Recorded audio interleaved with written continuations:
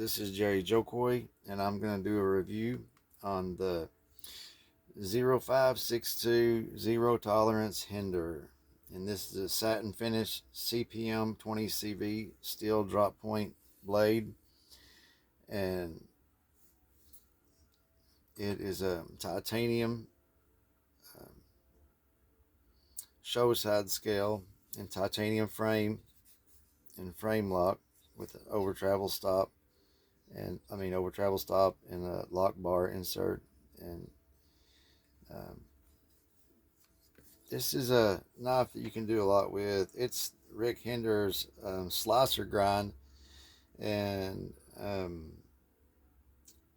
it has the KVT ball bearing opening system, and has a deep carry pocket clip.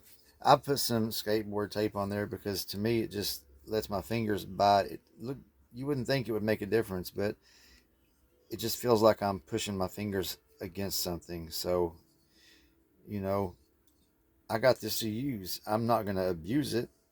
Um, if I'm going to go do some hard work, or, you know, I'm just not going to make this look like shit. This is a nice knife. I can take that off. And, but even though it's so nice, I am going to use it. This knife is meant to be used. It's,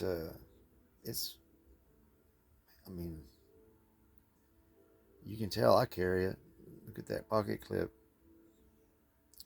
And I love that grind, that flat grind, and that blade shape is just, man, I love it. Look at this. I mean, it really, these are the blade stops. They say thumb studs, but that's also the blade stops. And I can't, well, I guess I can. I didn't know I could do that. But I use the flipper, and they've milled it out, so it's lightened it up quite a bit. You can see in here that they really have done a lot, and there's a lot of things you can do with this. I've seen some anodized screws, hardware, standoffs, and pivot. I'm happy with it like it is, but that does look good. I mean, there are some knives that I would like to buy some scales for, and I have some coming. I can't wait. I'll leave that for another video. This is, well, I'll stick to what I'm doing here. But anyway, yeah, this knife feels good in the hand. It's built strong. It kind of reminds me of a, oh, I always do this. I get here. I'm tired and it's late, but it's not an excuse. Um, anyway, who is it? The South African, everybody knows his knives. Y'all know who I'm talking about, and I can't say it right now. But anyway, the knives that are just his are pricier. This is a production knife, but for a production knife, it is just so, I mean, you're not really, I beg you to find a flaw on this. I can't, and I don't think you can, but I mean, it feels good in the hand. There's the jimping, everything is just right and where it should be, and it's really got a lot of belly, but that high flat grind is, man, I just really, really love that.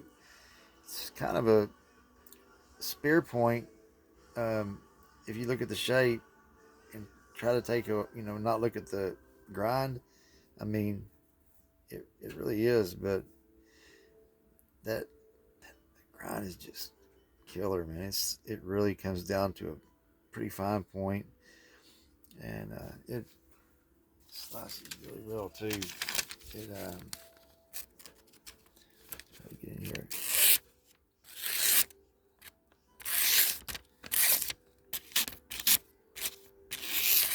Everywhere, yeah. It's just, yeah, I love it. I need to, when I'm in a more patient mood, work on my tip. I don't know. it's too hard to use like the white ceramic. That's not going to work on that 20 CV, or it's not for me. So when I'm in a more patient mood, I'm going to have to get on that tip, and um, I'm embarrassed to even show that I did that, but I did that. Sometimes I'm just, as I've said before, knocking the ball out of the park. And on this one, I mean, that flat part of the blade, no problem. But for some reason, I was just having one of those days that I couldn't really get that curve right when I was sharpening. So I'm gonna have to get out my DMT diamonds and stones and really just do it right.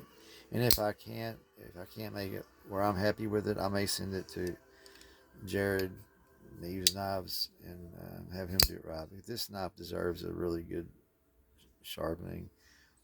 This half-ass is not acceptable on this zero tolerance. So yeah, it's a pretty cool knife. It does. I mean, it doesn't just fall shut, but it's. I haven't taken it apart and cleaned it either. I have oiled it, but I haven't done anything else. Yeah, it's there's. I mean, I don't know. This one, I'm happy like it is. I don't see myself getting anodized hardware for it, but I like it. I mean, it's a knife that's user friendly, and I like to carry it. You know, um, it gets a. I really enjoy this knife. This is not one that I can just leave in the collection and know that I have and be happy with it. It's one that I have to use it to appreciate it, and I think it's meant for that. I really do. Chris Reeves knives. That's who I was trying to think of a while ago, and I don't know why it slipped my mind, but his knives are like that. I mean, you spend $450 on a knife. Some people just can't even fathom using it, but others can't imagine why they would spend that much and not use it. And there are some knives I have that are like the Finch Roadrunner. It's really a pretty knife. I didn't spend a fortune on it, but I'm not going to use it. It's too pretty to use, and um, you know, it's good enough to use, but I'm not. It's just it's one I bought to look pretty in my collection. This one I bought to use, not to abuse. If I want to abuse a knife, I have like had out here today. Um, I don't even see it now. Um, I don't even know what model there it is. Cold Steel Kiridashi.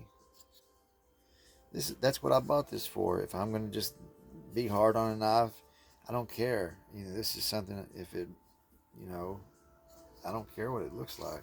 It's meant to use. This is too, but I care what it looks like because I spent so much on it. So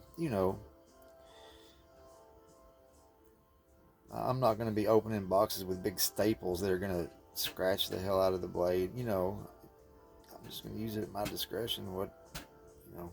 Anyway, yeah, this is a really cool knife. This is one that when I spent the money on it and when I got it in my hand, I've never regretted that money. And this is one that I like, I enjoy, I like using.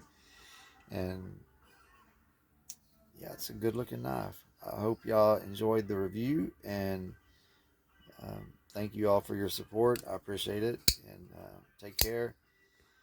And thanks a lot. Don't forget your thumbs up and subscriptions, and take care. Bye.